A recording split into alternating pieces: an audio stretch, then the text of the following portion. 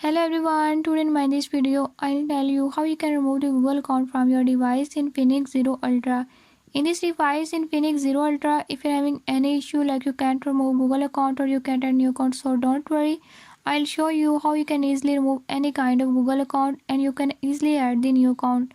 So before we start the video, if you are new to my channel, don't forget to subscribe and press bell icon. Watch complete video and learn how you can do it.